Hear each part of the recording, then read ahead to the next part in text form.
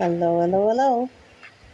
All right, so today I am showing you how I prepare my curried chicken. So I already have the chicken chopped into small pieces and I'm adding some powder seasoning. So there I have some all-purpose, some chicken seasoning, some garlic powder, and a little black pepper. Adding to that, I have some chopped scallion, some garlic, scotch bonnet pepper, and thyme. Also, adding some ginger.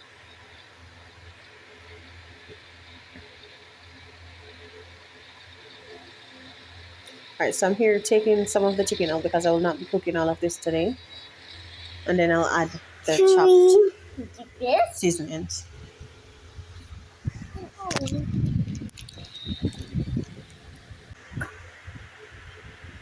All right, so the pot is already on the fire, heated. So now I'm adding a little oil, not too much. And then I will be adding the curry to the oil when it's heated. Try not to let the oil get too hot or it will start to burn the curry before it get to cook it properly. All right, so this method is not a typical method that is used in Jamaica. Normally, we have persons adding the curry to the chicken instead of in the oil itself, or persons adding curry on the chicken or the meat and adding some to the oil.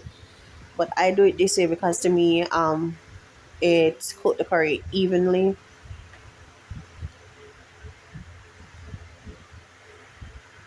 So after adding it, I'm going to stir it a little and then cover and allow it to, get its own color and to cook before adding any additional liquid.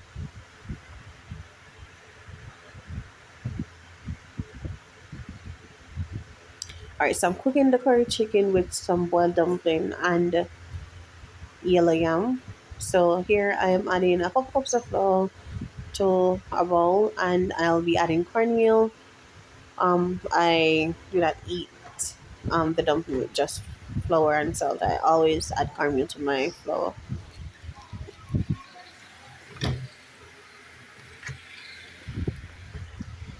And there's some salt.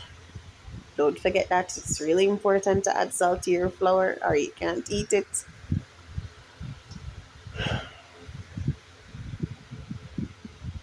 And I will be kneading the dough with some water. If it's the first time making a dough, take your time and add the water little by little. Try not to throw too much in it all at once, or it will spoil the flour. Not well, we say spoil, but it will make it get too soft, and then you'll have to add additional. Which here, even though I've been making dumpling for a while now, the water got away from me, so I had to add a little more flour so that it's not too sticky.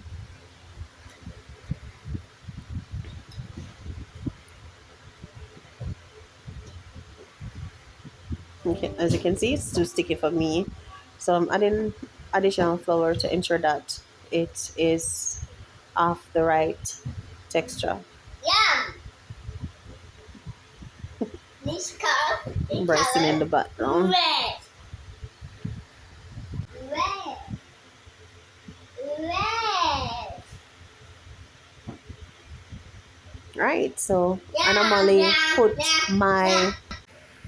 put my dough aside to rest because putting it to rest it allows it to form the dumpling better.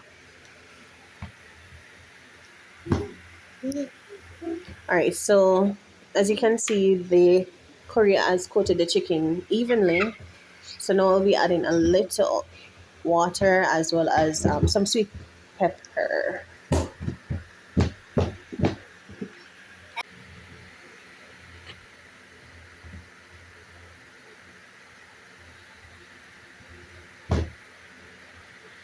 You don't want to add too much water because you don't want it to have to take too much of a time to reach the right level for your gravy, and it will overcook the chicken.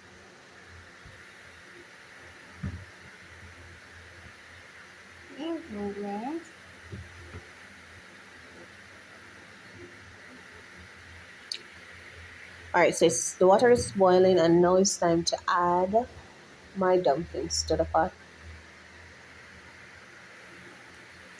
So I don't form my dumpling the normal traditional Jamaican way, um, because I can never get it to look perfect.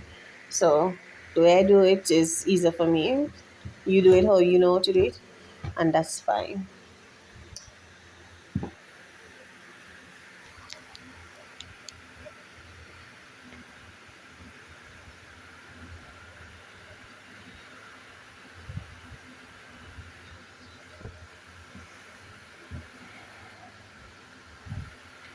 All right, so I use a fork to lift them dumplings from the bottom of the pot so that it doesn't stick. If you don't do that, it's going to stick when it starts to boil up again.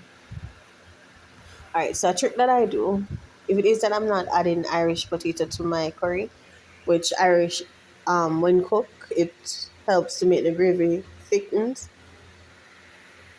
So I don't have any Irish to add to this today. So what I normally do is to add a couple drops of ketchup, not too much because I don't want it to change the taste of the curry.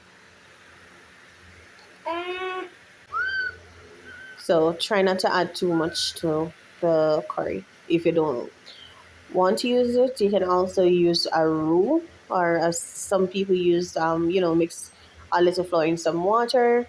But if you're going to use that option, it's going to take a little time to cook out. All right, so the chicken is ready, guys. As you can see, the gravy is at the rice consistency and it's ready to be served.